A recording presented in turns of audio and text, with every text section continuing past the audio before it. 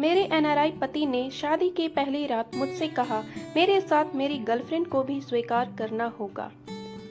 शादी की पहली रात मेरे पति ने मुझसे पूछा, क्या मैं वर्जिन हूँ?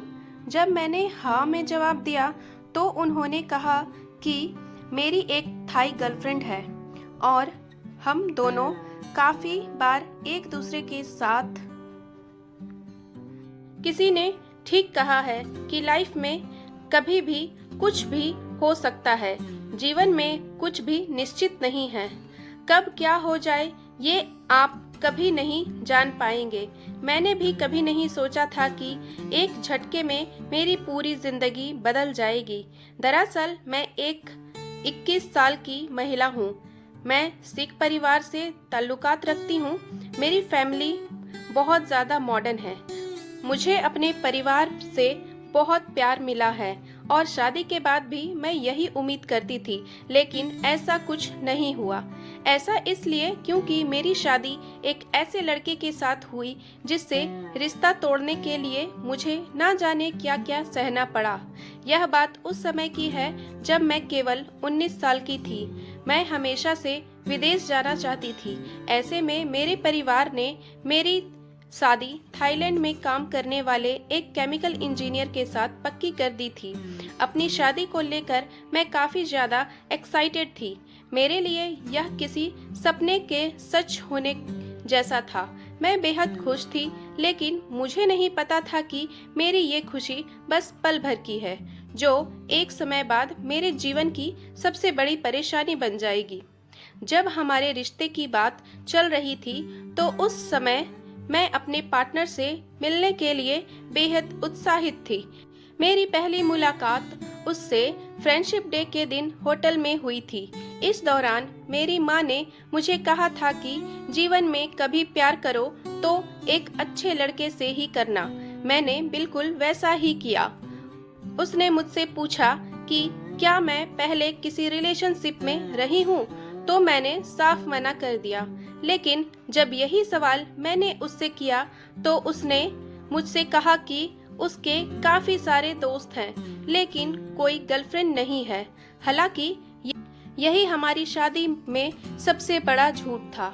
मैं आपसे छिपाना नहीं चाहती, मेरे पिता कभी नहीं चाहते थे कि मैं इस लड़के से शादी करूं, लेकिन मेरी माँ इस रिश्ते के लिए बहुत ज्यादा उत्सुक थी। उनके मुताबिक यह मेरे लिए परफेक्ट मैच था। हालांकि दोनों की अलग अलग सोच के कारण मेरे पेरेंट्स के बीच काफी झगड़े भी होने लगे, लेकिन इसी बीच हमारी शादी हो गई। ऐसे में शादी की पहली रात मेरे पति ने मुझसे पूछा, क्या मैं वर्जिन हूँ? जब मैंने हाँ में जवाब दिया तो उन्होंने कहा कि मेरी एक थाई गर्लफ्रेंड है, आपको मेरे साथ साथ उसे भी स्वीकार करना होगा। शादी के पहले ही दिन मुझे इस रिश्ते में घुटन महसूस होने लगी थी। ऐसा इसलिए क्योंकि जिस आदमी से मेरी शादी हुई थी वह किसी और से प्यार करता था। इस दौरान मेरे मन में अजीब अजीब ख्याल आने लगे। ऐसी शादी का क्या भविष्य होगा जिसमें आपका पति आपको नहीं बल्कि किसी और को पसंद करता है? उसकी इस बात को सुनकर मैं पूरी तरह हैरान रह गई थी। इतना ही नहीं, हमारी सुहागरात के अगले दिन वह रात को 3 बजे लौटा था। उसने ड्रिंक की हुई थी। इस दौरान उसने मुझ पर मानसिक रूप से बीमार होने का आरोप लगाया। उसने मुझसे कहा कि मैं बदसूरत हूँ। हमारे बीच इतना सब कुछ चल ही रहा था कि इस बीच एक सप्ताह के लिए हम काबरी घूमने गए।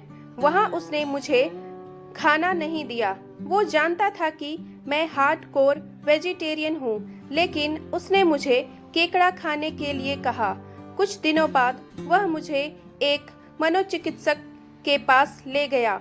उसने मुझे कुछ ऐसी गोलियां दी थी जिसकी वजह से मुझे लगातार नींद आती रहती थी। उसके साथ मैं अजीब सा महसूस कर रही थी। उसके बाद भी मैंने हमेशा उससे दोस्ती करने की कोशिश की। एक दिन उसकी हरकतों से बहुत ज़्यादा परेशान होकर मैंने उससे कहा कि कम से कम आप मुझे अपनी पत्नी का दर्जा तो दे ही सकते हैं, लेकिन उसने साफ कह दिया कि वह कभी नहीं बदलेगा। इतने सब से भी उसका मन नहीं भरा तो उसने मुझे गाली देना और पीटना शुरू कर दिया। एक दिन मेरी सास ने उससे कहा कि मुझे वापस इंडिया भेज दो। मैं वापस अपने देश आ गई, लेकिन इस दौरान भी मेरे मन में यही उम्मीद थी कि शायद मेरी अनुपस्थिति में उसे मेरी अहमियत समझ आए, लेकिन ऐसा नहीं हुआ। मेरे आने के बाद उसने मुझे एक फ़ोन तक नहीं किया। शादी में 2 साल तक रहने के बाद मैंने पिछले साल जनवरी में उससे अलग होने का फैसला किया। मैं आज भी यही सोचती हूँ कि काश मैं तब इतना मजबूत होती तो मुझे उसका अत्याचार नहीं सहना पड़ता।